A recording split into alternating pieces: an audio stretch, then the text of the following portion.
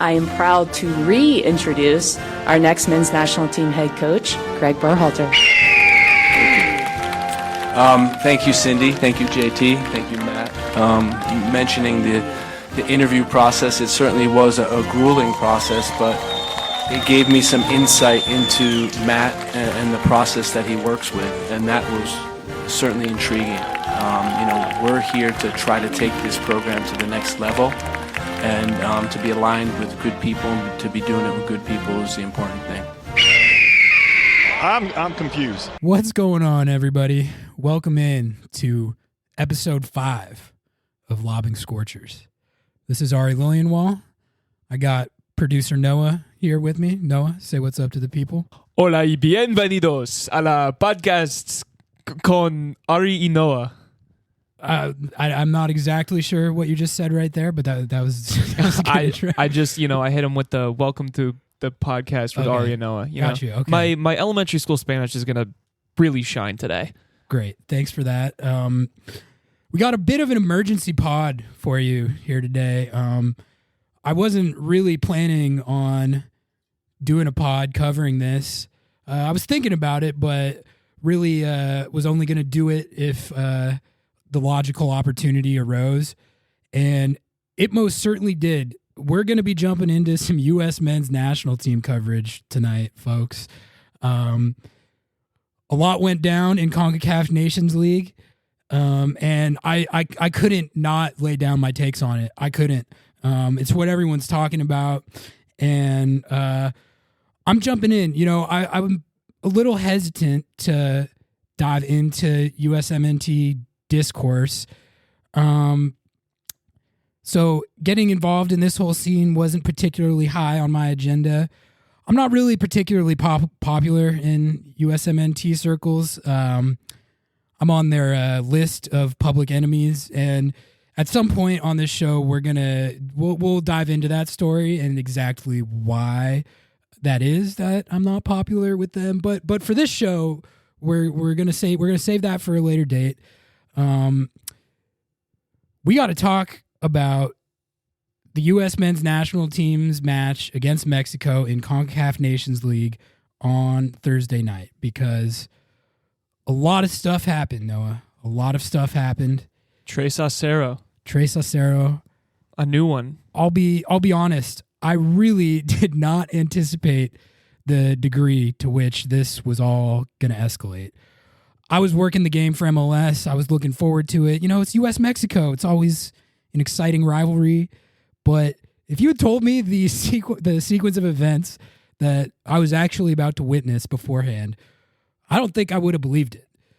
So we got to lay down a pod about it. There's really no option. And what I'm going to do is I'm going to rip off a little monologue here, kind of like I did on the Charlotte episode. And I think in certain situations, especially for game reaction, when I have so many thoughts that I just want to get out there, that's how I'm going to do it. I mean, Noah, don't let it get to your head, but I actually did get a couple of messages after the last episode that were like, "Man, you were riffing for a really long time. Like at the beginning of that episode, where was producer Noah?" And I was like, I had to go monologue. I needed to cook. So we're gonna do both things. All you producer Noah fans out there, wow. You'll get your fix. I can't believe I have fans. He's got fans.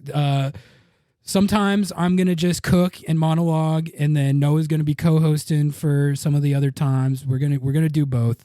Sometimes you gotta let the man cook. Sometimes you gotta just let me cook. And right here is a situation where I just gotta cook. Let him dig himself into the hole, folks. I don't need to be in cannon fire range. I've got to cook on this one. Because this, once again, this last Sounders game was crazy.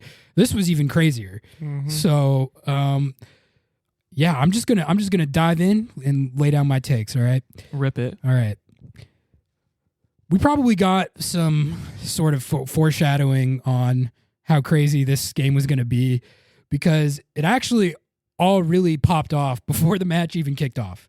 Before it even kicked off, the game had not even started, and the timeline was already doused in gasoline and lit on fire. And that's because Paul Tenorio of The Athletic Kool-Aid manned in out of left field and dropped the bombshell that U.S. Soccer's exhaustive 6-month search for their next head coach is over. And the hire is Gregg Berhalter. He's back, baby. He's Record back. scratch. We hadn't had a coach since the World Cup ended. We've had fighting at the bottom with a bottom group of players, Anthony Hudson and someone named BJ Callahan, interim coaching. But we got a coach again, and it's Gregg Berhalter.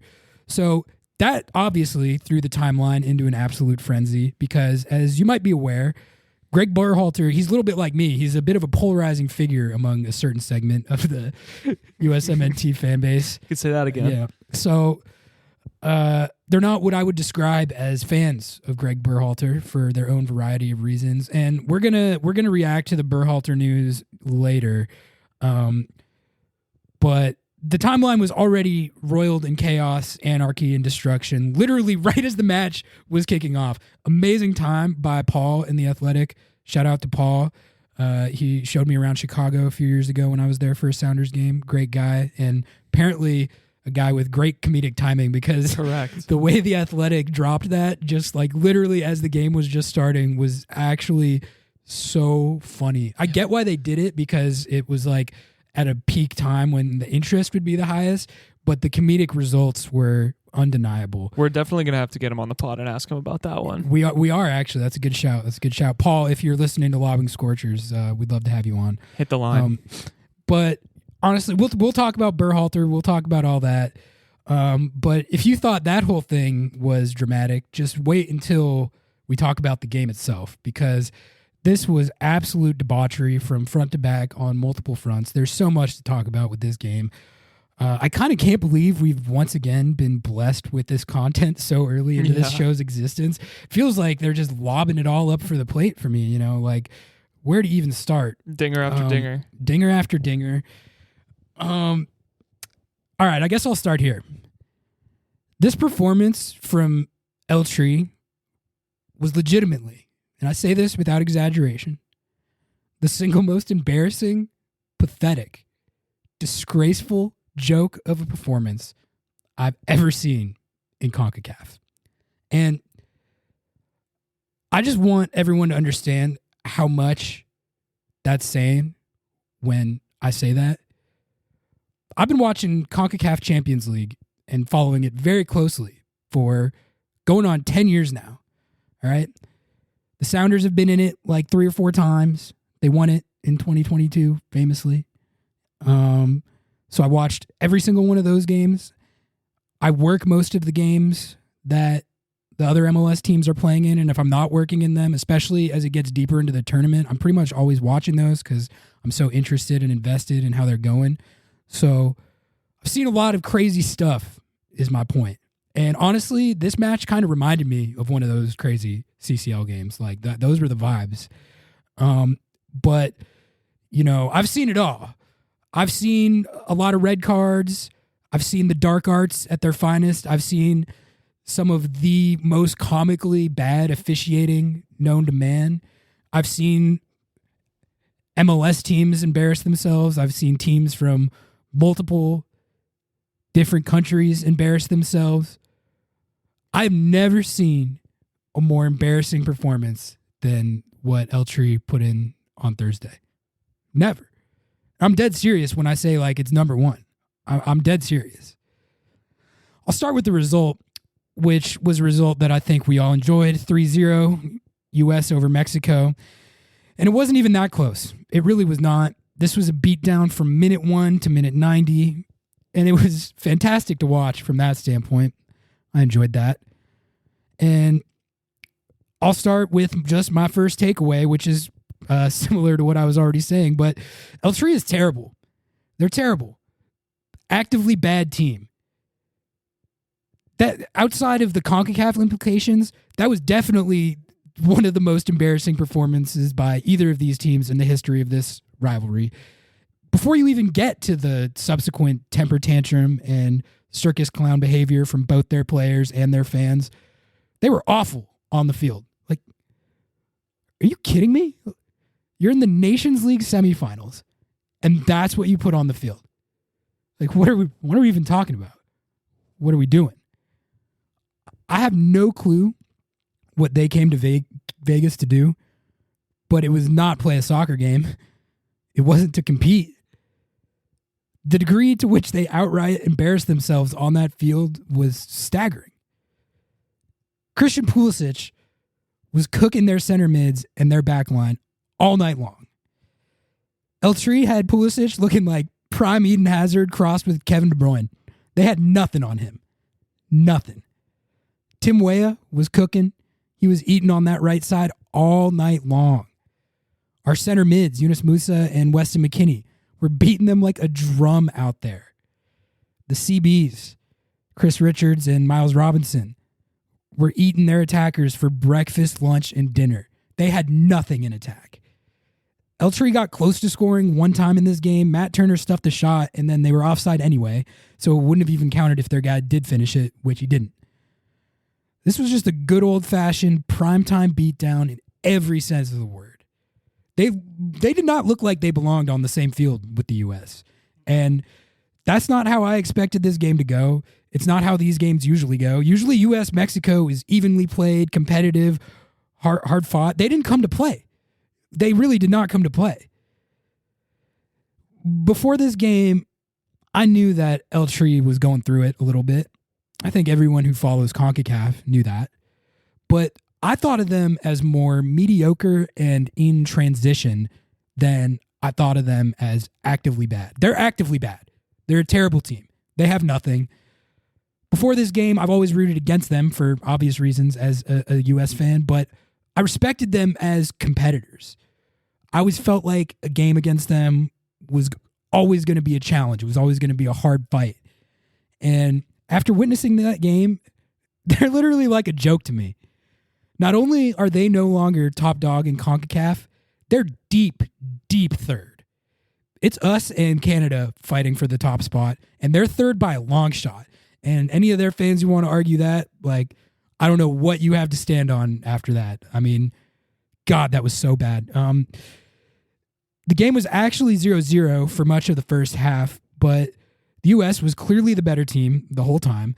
And the deeper it got into the first half, the more I started to feel like this game is ripe for the taking.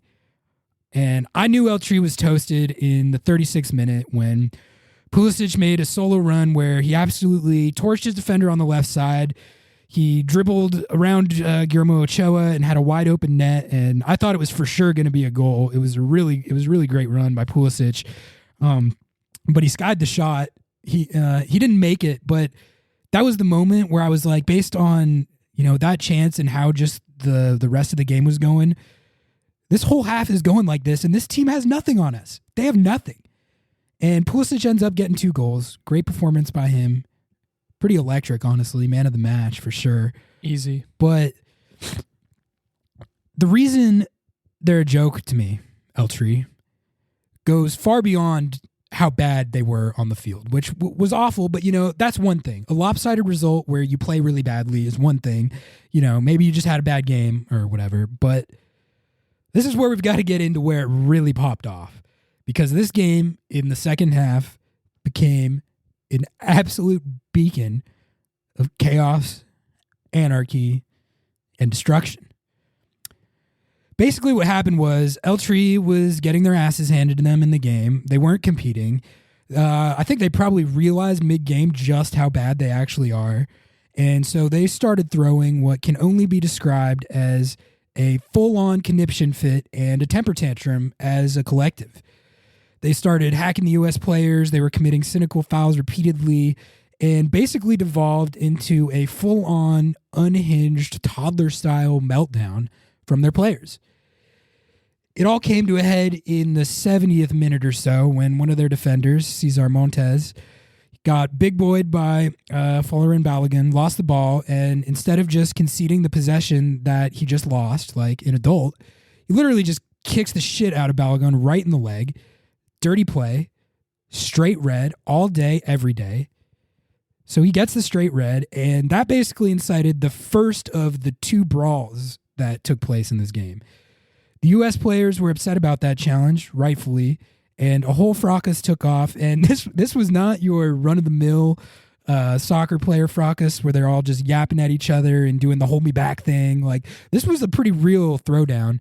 And in the midst of that throwdown, Weston McKennie, who was in there mixing it up, also ends up getting a red card for grabbing the throat of one of the guys that he was mixing it up with.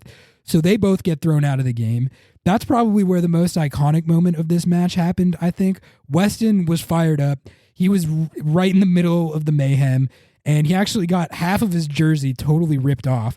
So he's strutting around, half a jersey on. He's got this wild look in his eyes, and he just starts kissing the U.S. crest on his half-ripped jersey. That was amazing. I love Weston, man. God, I love Weston. That red card was so worth it. Easy. That shot of him kissing the crest with the half-ripped jersey, instantly iconic in the scope of that rivalry. After that, this match was just a dogfight, rest of regulation. Eltree kept fouling the shit out of the U.S. players, cynically, like they did like 27 times in this game. My favorite one was probably when they were getting absolutely cooked on by Gio Reyna for the 14th time in the game, and they got so fed up at how much better he is than them that they just hacked him down. And that was a great Gio moment, too. Gio gets up, and he's literally just laughing. They're a joke to him, too. He starts pumping up the crowd and strutting around. That was great to see as well. I got pumped up for that one. I was like, hell yeah, talk your shit, Gio. It all popped off again right before full time, and just a few minutes after Ricardo Pepi scored the U.S.'s third goal to make it 3-0.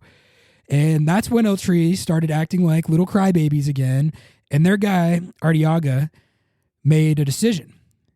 He decided, you know what? My team is terrible. We're getting beat so bad in this game. We're off to the third place game. Let's see if I can't just get his bow thrown out and he'll be suspended for the next game, which is the final. Because they're actually playing in that and we're not. And he succeeded, unfortunately. As sick as Weston's red card was, this Des one kind of killed me because he took the bait. That guy was trying to goad him into doing exactly that. Comes up with his hand and gets him in the face, and now he's going to miss the final on Sunday. And it's just like, oh, God damn it.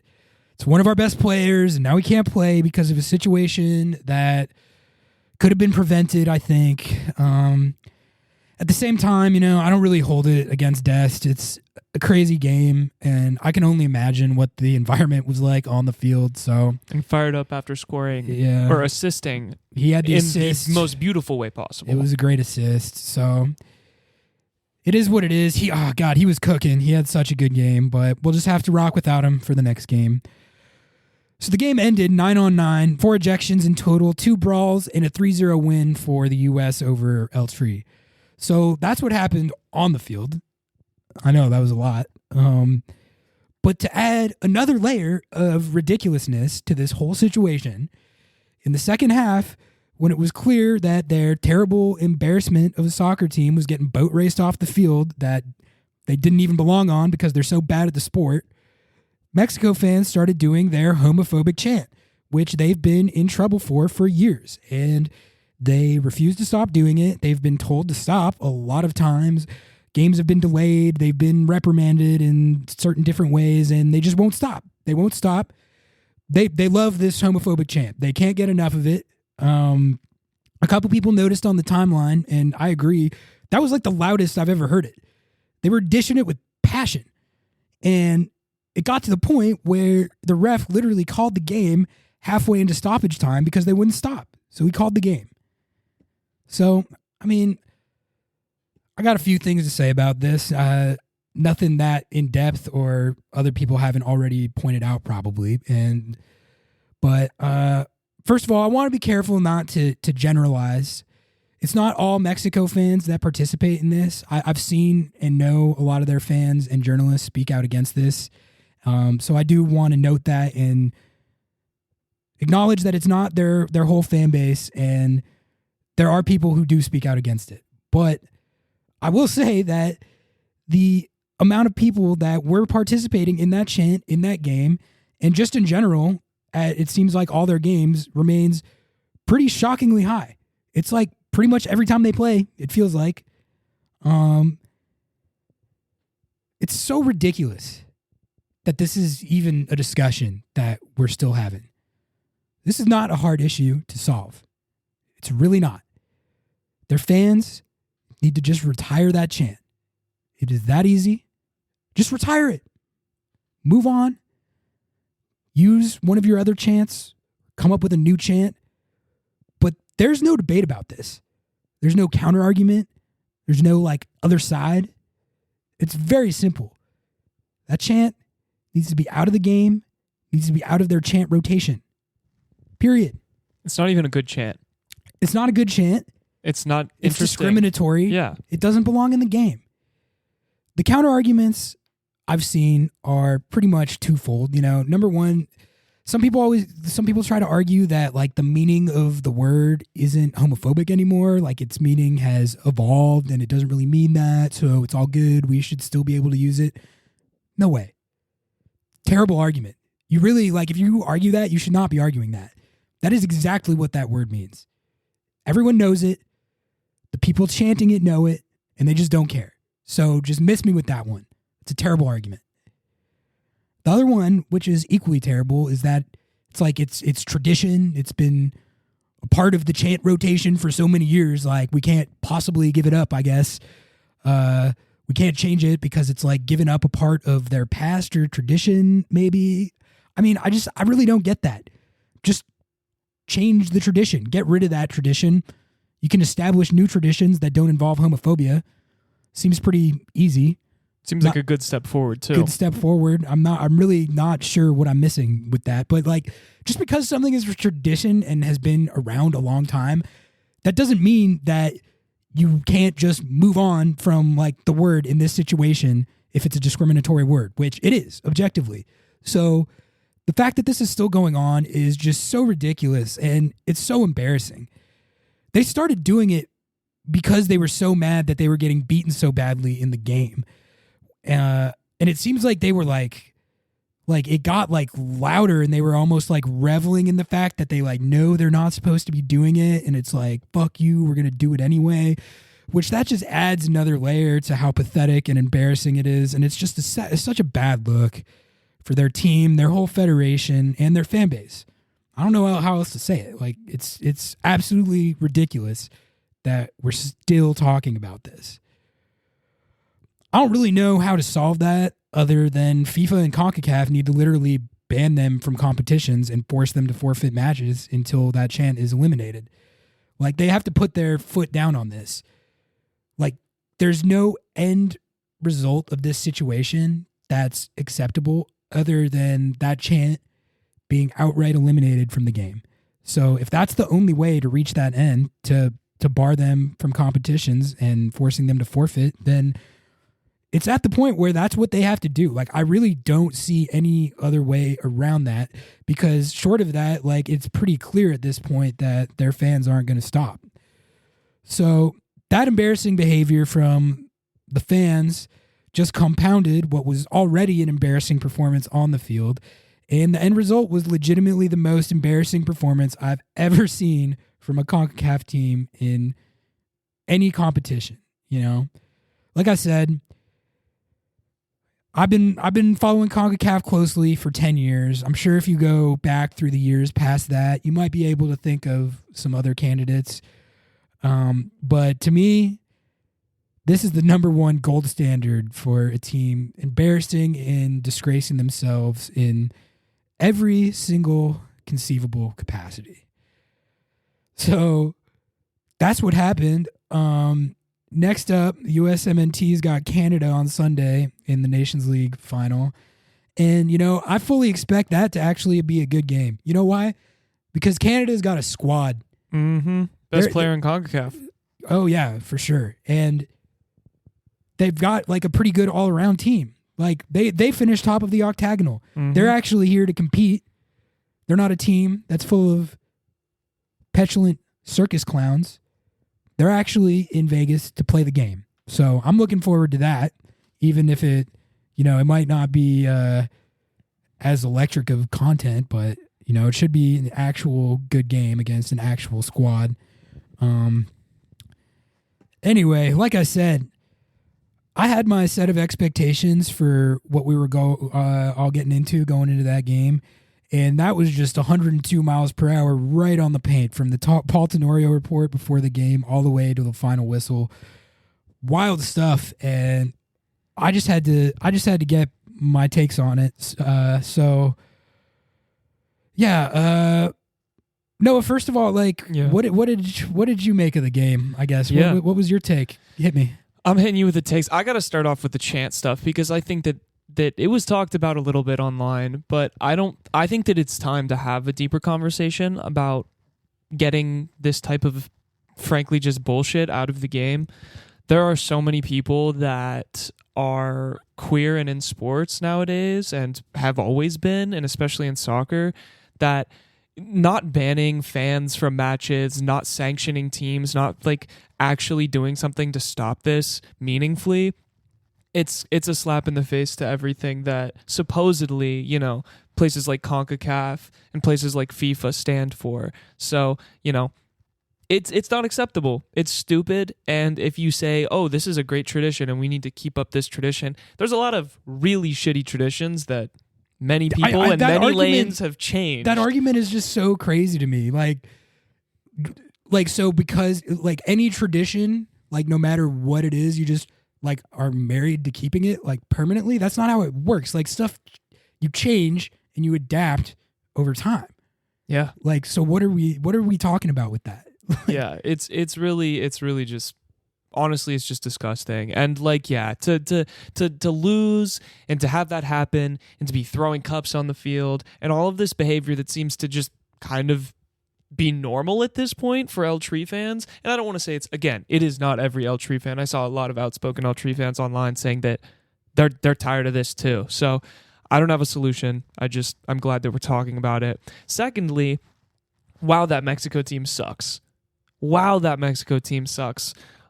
saw some commentary on it, on basically how the U.S. has done things the right way, developing their youth players, bringing them up, and now we see where they're at now, which is this team that has a bunch of superstars on it, basically. I mean, you have Christian Pulisic, who looks like Jesus Christ out there when he plays for the U.S. men's national team.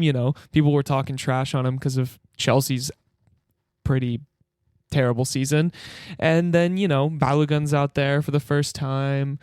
And, I don't know. Everyone looked great. Everyone was running on all cylinders. We played amazing. And I got to say, I was, outside of all the other bullshit that went on in the game, I was pretty surprised at how much better than them we really looked. Mm-hmm.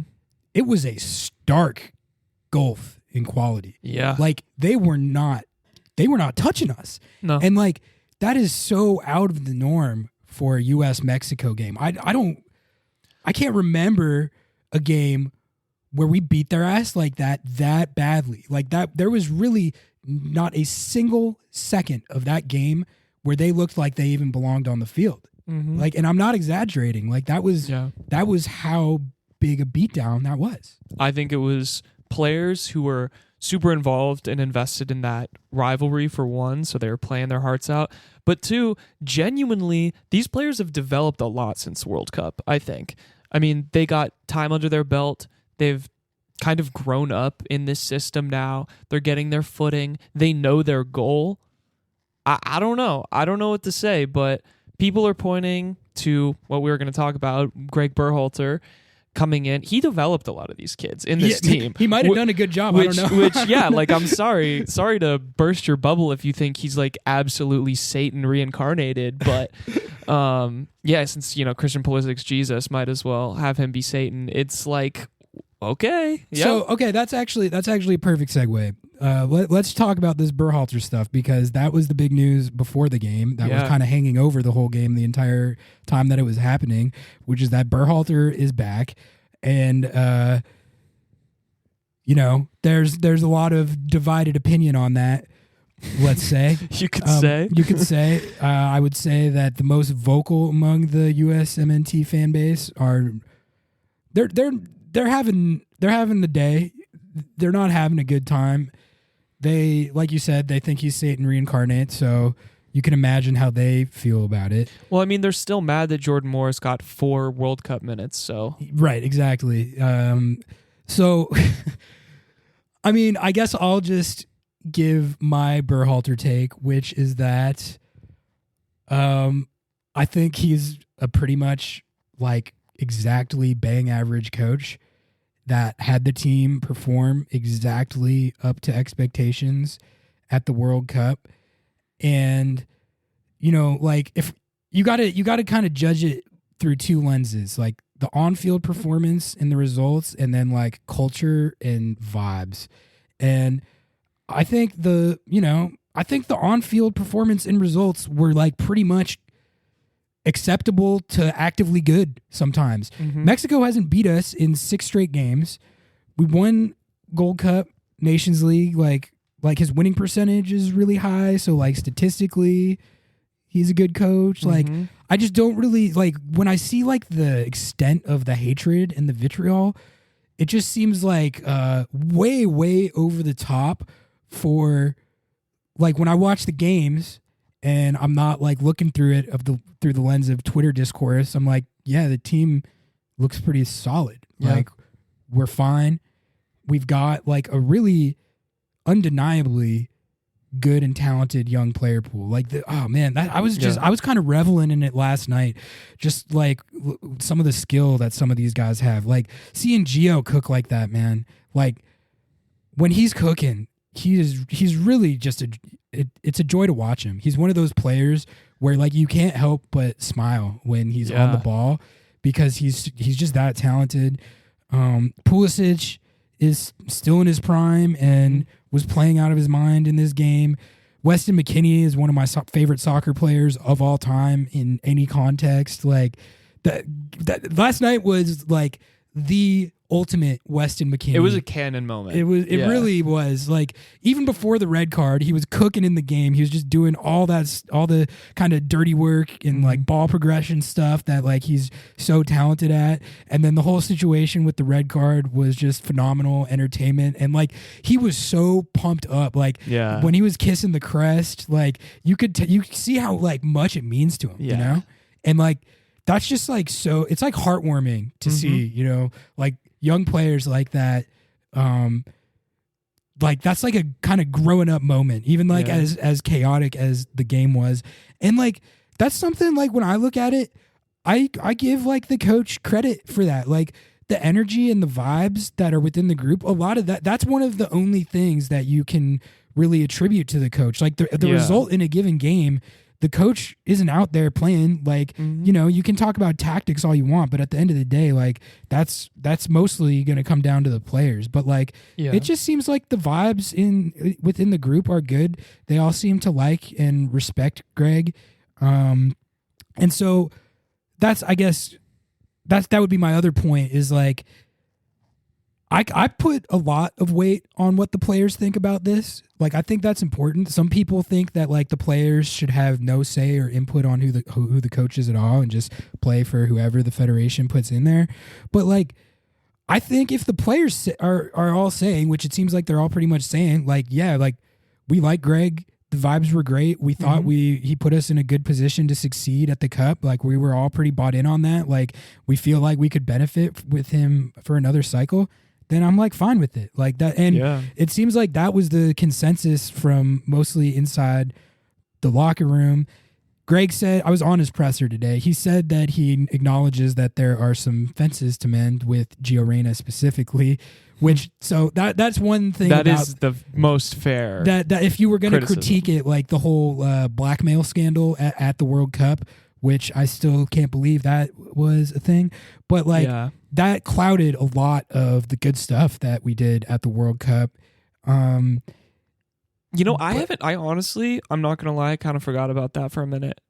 That is something to talk about because that was incredibly unacceptable in any sense for a coach to behave like that. Well, I mean, okay, what he did, that was stupid. I don't want to get like super in the weeds with the blackmail scandal. Yeah. But what he did that was dumb in that situation was giving the speech to he thought it was an anonymous speech. Quote unquote thought.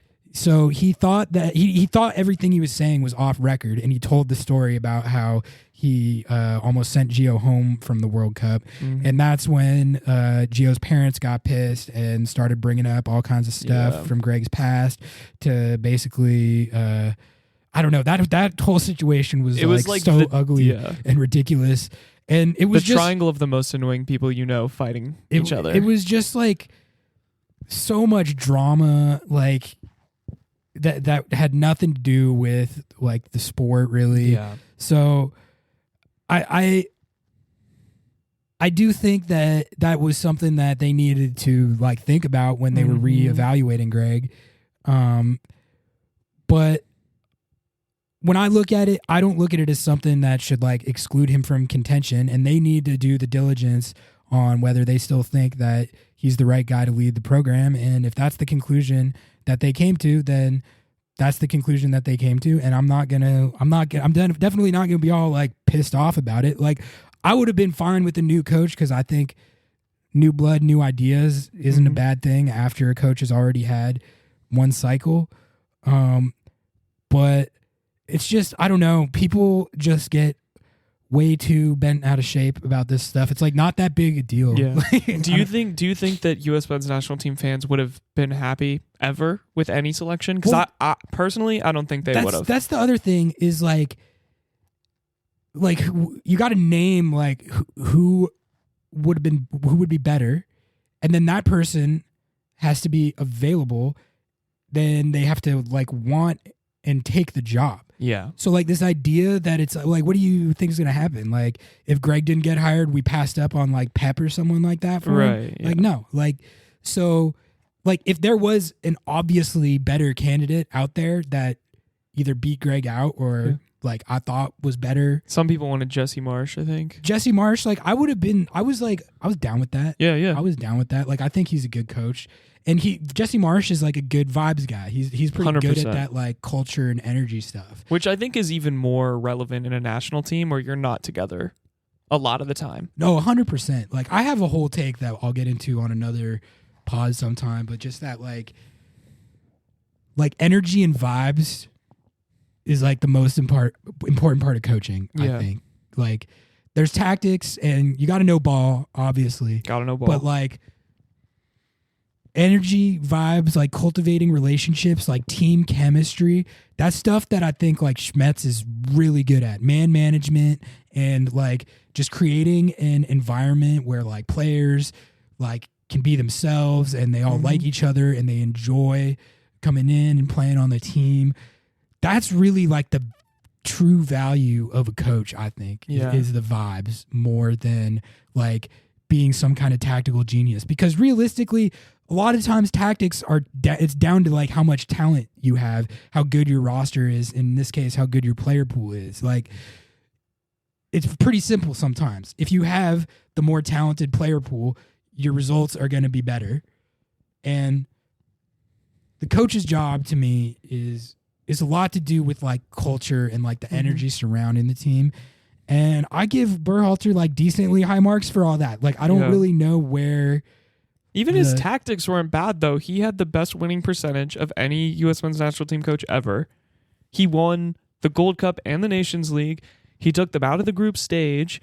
He has something like the best goals for versus goals against of any U.S. men's national team coach. Like I'm not here to be like saying that he's the best coach ever, but like I think the villainization of him is a little bit laughable statistically speaking. And we know that I don't like stats. Yeah. We know I'm not a stats guy, but come on. That's unrefutable. He had a pretty much fine cycle. Pretty much fine cycle. So I do think the one thing that I think is funny about this is that we didn't have a coach for 6 months. All right. And we did this last time after Jurgen Klinsmann got fired and before Berhalter came on, there was like a huge gap where we just didn't have a coach. Yeah. And we were just like going to playing these games like with interim coaches. Yeah, they're like, they get the high school coach from down the road to pop in there. People would be like, hey, are you guys going to like hire a coach? And they would be like, yeah, probably like at some point. And it got to a point where I'm like, I mean, you kind of should probably. At that time, it was like a year. Yeah. Like we straight didn't have a coach for like an entire calendar year. And I remember getting to the point with that where I was just like, this is getting ridiculous.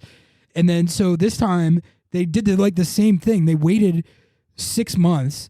And the reason they were waiting so long is they were like, all right, like this is the most exhaustive, data-driven, elaborate coaching search of all time. We've got like a team of scientists and engineers, all the best in their field.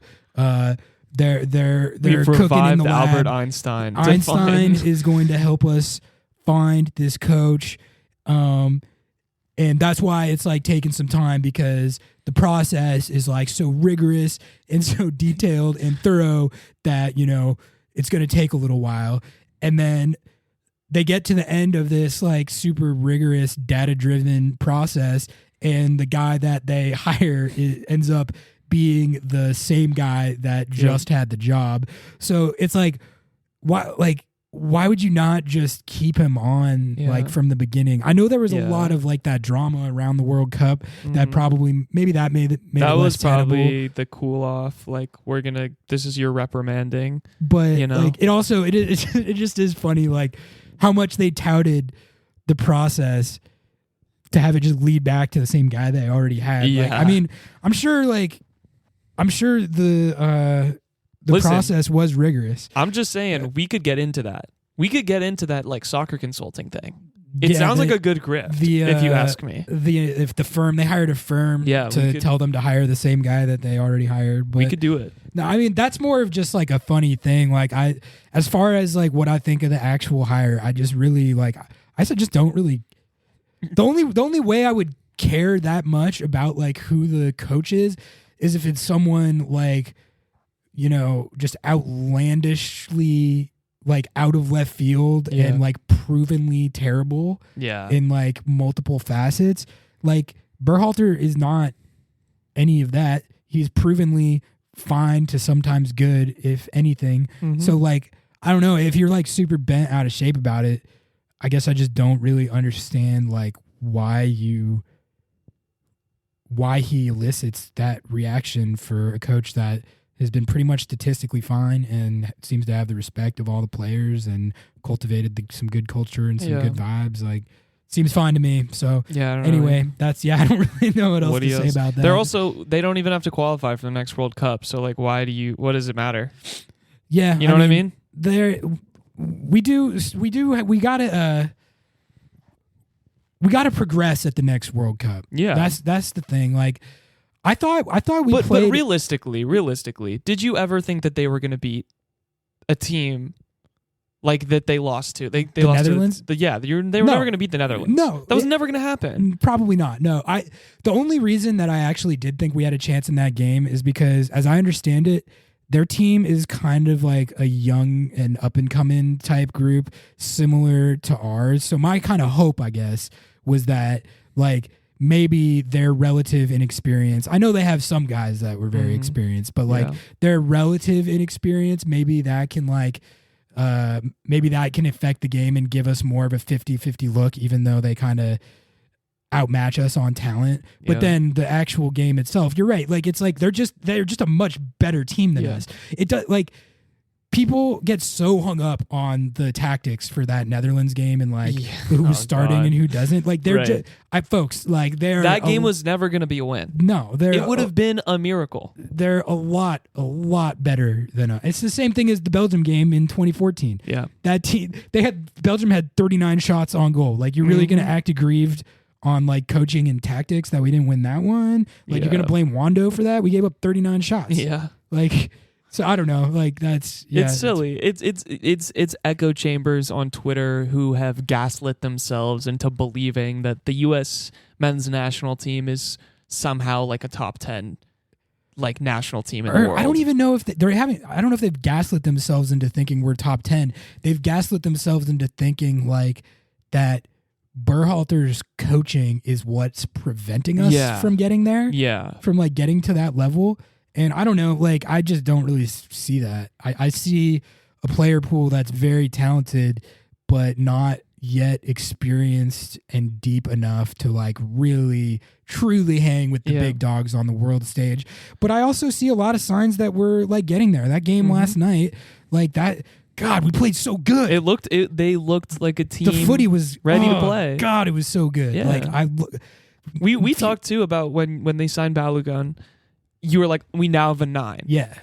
Christian Pulisic can now play a ball to someone who can score a goal. And we haven't even talked about that at all. But that's like, I know he didn't score last night, and he didn't show up like on the stat sheet at all, really. So it was a pretty like quiet debut. But I just think like there's a pretty good chance with how talented a player this guy is that he could really elevate our team a lot. I mean, how many times have we talked about over the last few years, like USMNT striker missing sitters, we can't finish our chances. We actually are like, it's so frustrating when we're actually playing good footy and we're generating chances, and we just can't finish them. Like no matter who the number 9 is, this guy seems like a guy that is pretty ruthless. Like he's gonna start finishing those. The more acclimated he gets with the team, the more he generates chemistry. That's so exciting. This team needs that so badly. And like I will say, like he was pretty quiet. He was pretty quiet last night, but you can see like how just having a threat like that keeps the defense more honest. Like on our second goal where Pulisic scored, Balogun is pulling a defender with him on a run he's making that really like freed up the space that Tim Weah put it into for Christian to score that. So like that's like hugely valuable right there. Just like how he can soak up attention from center backs and have like defenses key in on him, and that like frees up everyone else to work. So like I saw that and I was like, ooh, yeah, like that's, he's keeping them honest. They have to respect that run.